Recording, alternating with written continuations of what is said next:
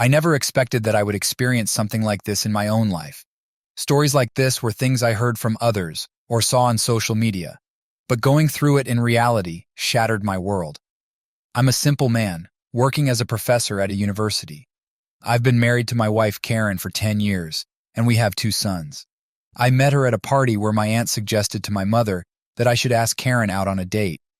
I was never interested in dating, always preoccupied with my PhD and education. But after seeing Karen, I was mesmerized by her beauty. Just like her name, she seemed as delicate as a flower. My parents had been nagging me for a long time to get married, so I asked Karen out. Our parents had already interacted at the party, and they dearly wanted us to get married. Our first date was amazing. She was fun to be around and was studying dentistry at the time. We ended up dating for a year and then got married. Now it's been 10 years. Our daily lives were pretty much normal. She was a great mother and wife. I never felt any problem in my life after she came into it, and she took great care of me.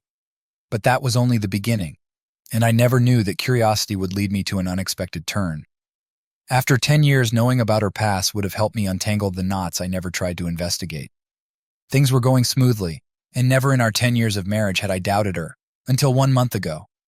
On a random day, things turned rough for both of us. Maybe it was me creating assumptions in my head, or maybe she was hiding something. I never had any negative view of her before.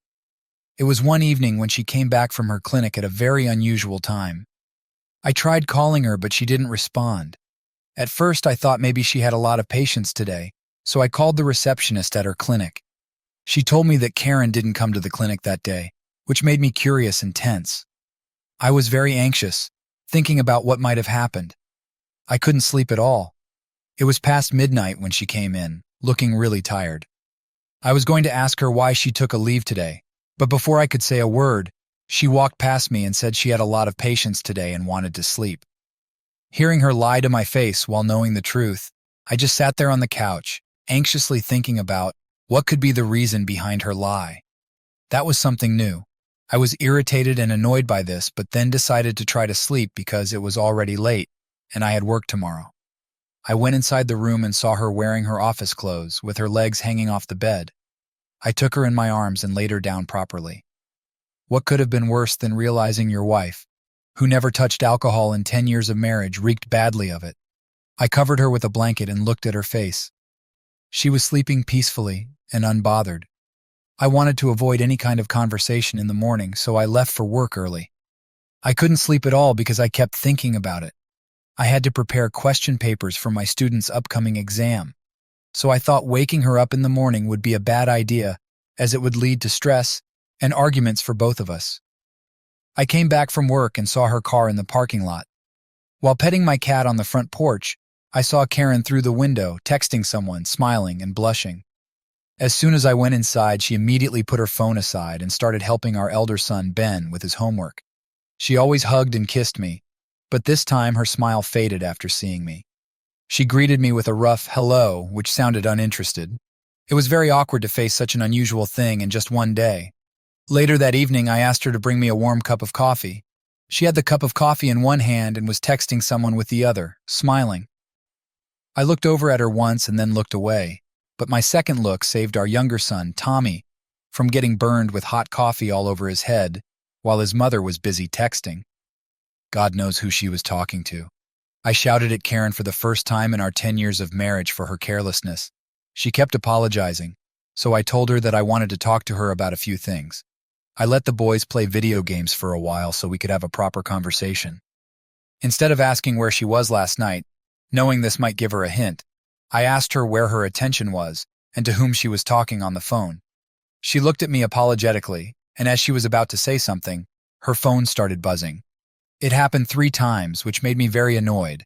She apologized and told me that she met an old friend the day before yesterday, and last night they decided to catch up, which is why she was late. She still didn't tell me that she was not in her clinic or about the alcohol. Agree or not, but hiding information counts as minor cheating. What bothered me was that it was almost midnight, and she was still online, chit-chatting on her phone. If there was nothing to worry about with this old friend of hers, she wouldn't have lied to me. Not only that, but she's clearly living on another planet, her mind and possibly her heart elsewhere. I saw that in her carelessness with our young son. Honestly, did she think I wouldn't question things after her behavior changed with me? Update 1. It's been a month since the last update. As I mentioned before, I was preparing questions for my students' exams, so I was so busy with my schedule that I failed to make an update. On that same night, seeing her having a conversation with someone at 4 a.m. wasn't unusual, but the conversation I overheard made me realize otherwise. I would like to quote it for you all to read. Nah, it wasn't a dream marriage of mine. He's boring and outdated, and I'm tired of the vanilla sex every time. God, I need spice in my life. Oh, you want spice? The reply to her wanting spice in her marriage hit me hard. Was I really an outdated, boring person? Did I really fail as a husband? I thought she was happy with me. Did the arrival of a new friend change everything? Who is this new friend of hers? She always slept in my arms, sometimes bought me flowers, and treated me so well. I couldn't believe hearing all of that. I went back to my side of the bed. I heard her footsteps and the door opened. She came back, got inside the blanket, hugged my back like nothing happened, and fell into a deep slumber. As for me, my instincts were clearer than water, and in the back of my head, I knew she was drifting away from me. Honestly, after that night, I got suspicious of her and started following her. Everything went downhill, and it was worse than I expected. If a person is capable of minor cheating, then eventually, they have something big under their sleeves. I couldn't sleep at all, and my head was pounding pretty badly. After having breakfast, I told her that I could drop her off at the clinic. She didn't respond at first, and then she told me that she was going to meet Tommy's teacher at the parents' meeting. It was amusing. Didn't she know that the meeting was yesterday and I had already attended it? But I kept track of the lies she was feeding me. I didn't say a word and left for work. On my way to the office, I got a call from her clinic. The receptionist asked me why Karen hadn't come to the clinic for 3 to 4 days. She was not even responding to the calls and texts properly. The patients had taken prior appointments, and when the doctor didn't turn up, they were very frustrated because they had their appointments on those respective days. One thing led to another, and my doubts were getting clearer day by day. Instead of being upset, I decided to see it through with my own eyes. I immediately completed my work and let my intern do the rest of it. I left my office and went to her clinic, knowing she wouldn't be there. I entered the clinic and called her. She didn't pick up my call but called me back after 2 minutes. I told her that I visited her clinic but she was not there. She couldn't say anything for a few seconds, and then responded hesitantly that she was visiting an old patient who couldn't come to the office and had to describe the process of RCT. She was lying because when I asked the receptionist if there were any home visit appointments, she said no. I went back home, and both of my sons were silently studying. Our nanny, who was an old friend of my mother and the most trusted person, took care of Tommy and Ben. I cooked dinner for them and finished assembling the papers so I could ask for a few days of leave and follow my wife. Things went as planned, and I decided to remain silent until I gathered all the proof so I could properly defend my doubts. At the dinner table, I asked Ben about the meeting, and he asked me a question in return, wondering what meeting I was talking about since we had already attended the parents' meeting. The look on Karen's face was satisfying. She took a bite and said that she just wanted to talk to Ben's teacher about his progress. I put my spoon aside and looked at her. She asked me what was wrong. I sighed and asked if she saw the progress report I sent her over the phone. She apologized and told me that she had forgotten. I asked her how she could forget something so important while being on the phone all day. She irritably asked whether I was trying to say that she does nothing except be on the phone all day. I told her no, and that she was taking it the wrong way. She stood up, very angry with my statement, and shouted at me, saying that I was being baseless and that it was me who never tried to do anything for the family. Her statement made me furious, but instead of blurting everything out, I let her speak. I asked her what she meant by this, and there she said again, I was a boring person, and our marriage had lost its spark. I laughed and told her, "Thank you for taking the conversation the other way around to use it as a shield for your thoughts and feelings." And I continued eating my food. She left again at the same time, on a call, laughing and talking, but I didn't want to hear the conversation. I wanted to see it for myself and collect the evidence. I never checked her phone, and with such behavior, I knew she had a password. I waited until she finally fell asleep and took her phone. She did have a password. I tried many things, but it didn't open. One thing about her forgetful personality was that she used to write passwords in her notebook. I took out the notebook, and there it was. The phone finally opened, and my hands were shivering as I opened the text messages, but I had to.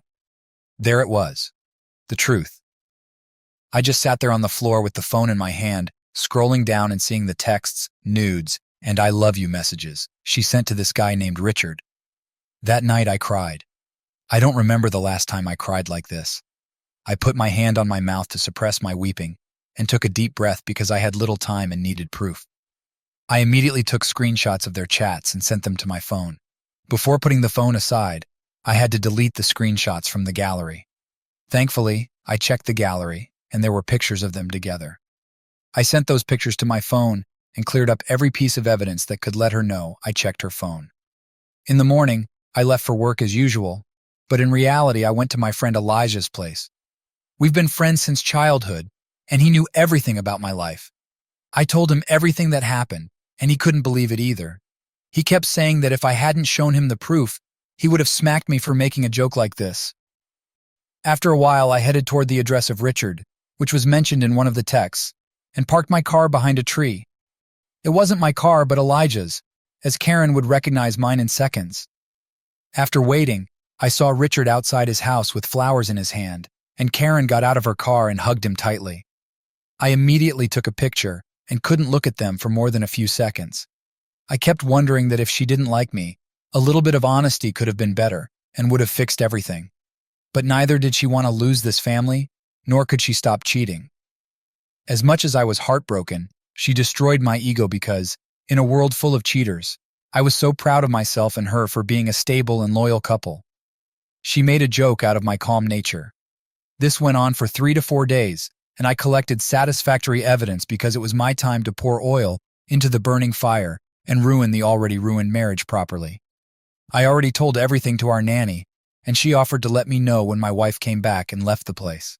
Our nanny called me and informed me that she was going to visit her sick relatives, so she wouldn't be there today, and I gave her the leave. I called Karen, told her the same, and asked her to go back home so she could leave, as Ben and Tommy would be left alone. She agreed immediately. I was with Elijah, telling him and discussing what we should do about this matter. I didn't have the courage to tell these things to our parents.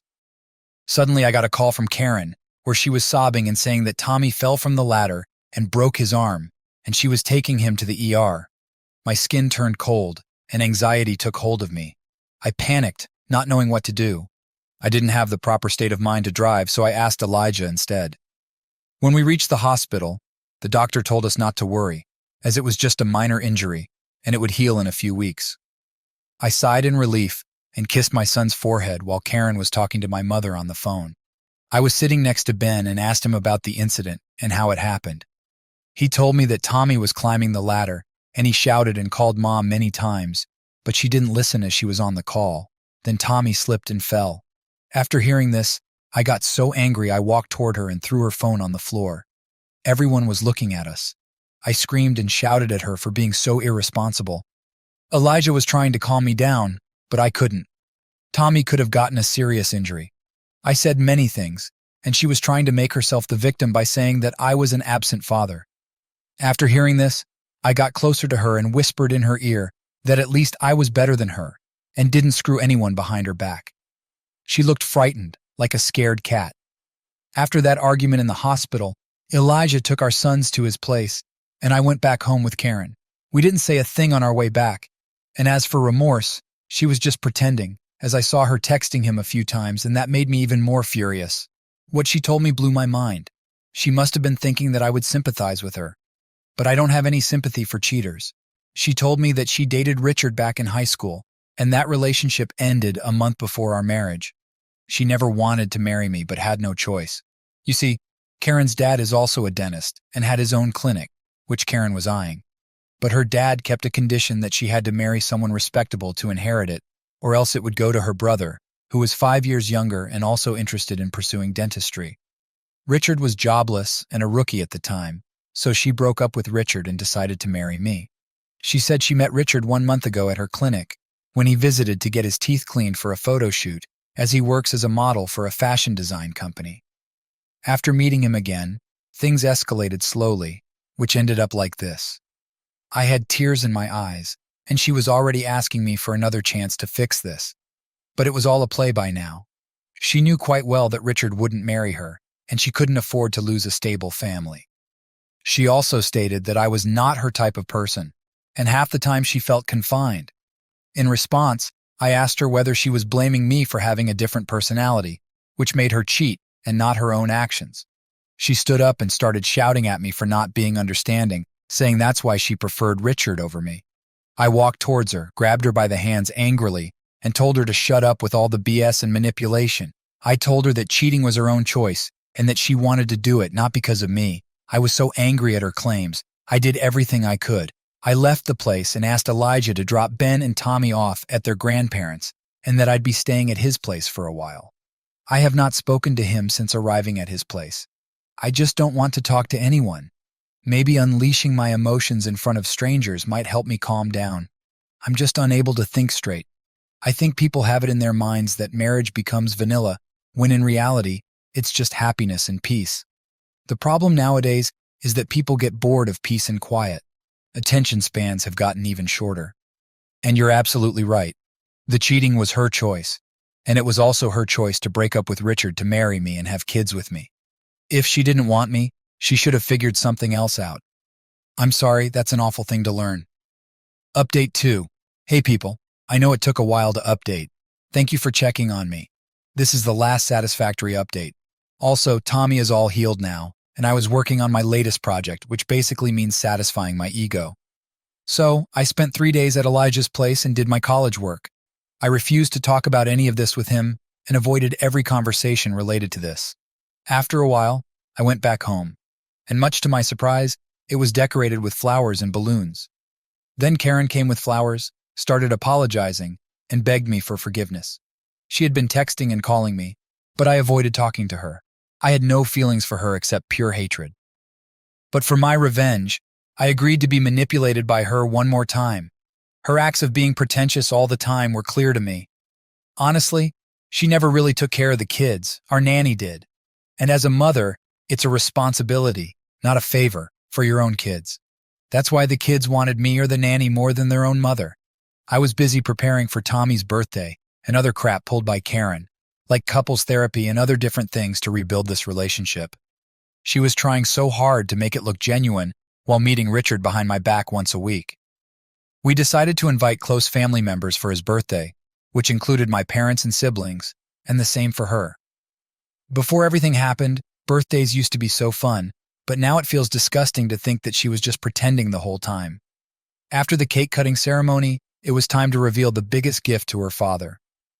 I asked Ben and Tommy to go to the other room and open their presents while everyone was chilling out. I called Karen and asked her whether she was going to give the present she prepared to her father. Her father looked happy, as did everybody else, but Karen was already dreading it. She kept nodding her head and saying no with her signs, her eyes teary. As I handed over the gift to her father, he opened it and saw the pictures and everything. He stood up and shouted at her for meeting that jobless jerk again and for ruining our marriage. Another gift was for Karen, divorce papers, which had already come 10 days ago. Her brother and my family were in complete shock as they told her father everything. Her father asked her to sign the papers, leave the clinic tomorrow, and find work for herself somewhere else, as he couldn't let her ruin his name. Karen was crying and asking her father for forgiveness, and her mother was devastated. She ruined this for everyone, and a small sense of remorse would have let me stop it, but she continued meeting him afterward. I allowed her to meet Ben and Tommy on weekends and refused to let her take them for a stay after her irresponsible actions. After the divorce, we went our separate paths and never engaged in any conversation with her, even after seeing her for quite some time. Ben and Tommy did miss her, but it's better to be raised by a single parent than by an irresponsible one. As for me, I'm moving on with my life, keeping myself busy with work and children, but the past will always stick to me like a parasite.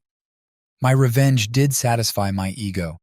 Seeing her not get what she wanted helped me overcome my mental health issues, and I continued with my life.